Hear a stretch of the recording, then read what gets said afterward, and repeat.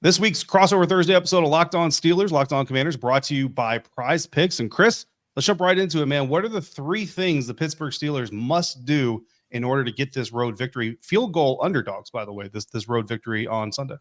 And it went up from 2.5 points to a whole field goal. It's been slowly moving in the way of the Commanders throughout the week. But first thing, and I say this almost every week, you got to make them one-dimensional. The Steelers' entire defensive philosophy is about we are going to take away the run so that we can put you in predictable passing situations so that T.J. Watt and Alex Highsmith and Cam Hayward and now Nick Herbig and Preston Smith, all these guys, they're coming for you, and you're going to have maybe 2 to 3 seconds to get that ball off. And we're going to trust that our coverage behind it can create some schemes that'll confuse you. Or if you try to rush the throw, we'll be in position to make the interception and create turnover plays.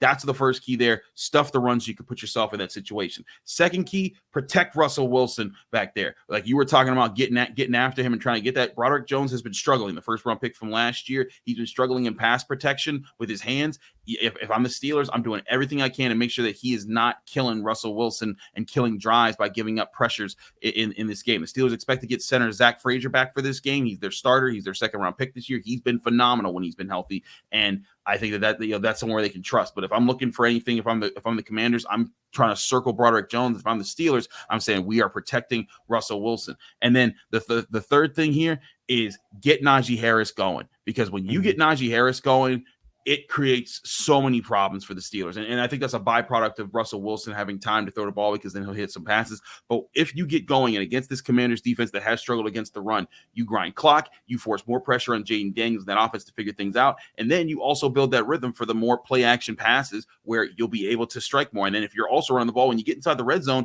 you won't have to rely on Van Jefferson sitting in the right spot. You won't have to rely on George Pickens tapping his right foot twice versus getting his right and his left foot down at the same time. You'll just be able to run the ball well and get into the end zone the old-fashioned way. So those are the main things. You got to stuff the run, make it about Jaden Daniels being one-dimensional in predictable situations. Two, protect Russell Wilson, especially on the Broderick Jones side of things. And then 3, get Najee Harris going. They do those 3 things. I like their chances in this game. What are 3 keys for the Commanders? Yeah, man. I think, first of all, they got to find their run game. Even if you don't have Brian Robinson Jr., which I will admit to everybody here, Commanders fans, we're going to talk about a little bit more on our final episode of the week. I'm being a little bit more cautious. We'll use a nice word for myself, and I'm going to say cautious about Brian Robinson Jr. because they have Philadelphia on Thursday night following the Pittsburgh Steelers game. So if I'm being a little cautious there with B-Rob, that's going to be why. But you also don't have Chris Rodriguez. Chris Rodriguez is basically the other power back that the Washington Commanders have on the roster. He's a practice squad player. He's already been called up 3 times, which means if they need to use him again, they got to sign him to the active roster, which means we're releasing a player that I don't know that they're going to want to go ahead and release. So if you don't have Chris Rodriguez, you don't have Brian Robinson Jr., you still got to find a way to at least make the running game, keep the Steelers defense honest too, open up some of those middle of the field lanes and try to create some of that confusion like Chris was talking about before. Number 2, I told you this was going to come back. Sleight of hand offense that Arthur Smith is running with the Pittsburgh Steelers. I watched every single explosive play that this Steelers offense has gained this season, and almost all of them involve the Steelers tricking a defender into getting out of his lane. I'm watching cover 3 corners who are supposed to be in a perimeter third in their zone in the middle of the stinking field, following a motion that they should not be following, and the Pittsburgh Steelers taking an easy completion or lane and saying, thank you for that wide open third of the field, my friend. We will take all of them yards right there. Discipline. Mike Tomlin just has a history. I know Arthur Smith is the offliner, but Mike Tomlin teams know how to make you look foolish. Do not get out of position on defense.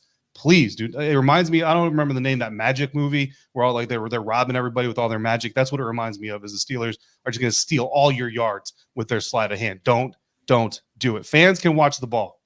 Defenders, watch your assignments. And then finally, adopt the Marshawn Lattimore mentality. Look, I don't know if Marshawn's going to be on the field this weekend. We'd love to see him on the field if they can get him out there this weekend.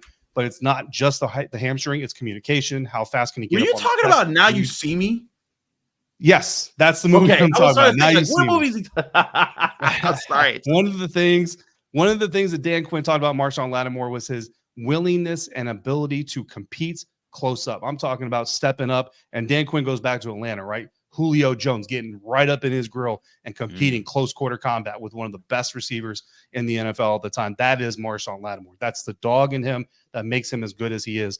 Adopt that mentality as a secondary. Don't just let these Steelers wide receivers run around and try to get their routes on you, try to get their stems and their breaks, and just hope that you can be better on the read. Go out there, have that dog mentality. Even if 23 is not on the field, adopt the Marshawn Lattimore mentality. Those are the three things, Chris, I think the Commanders have to do to secure that 3-point or better win this weekend against the Pittsburgh Steelers.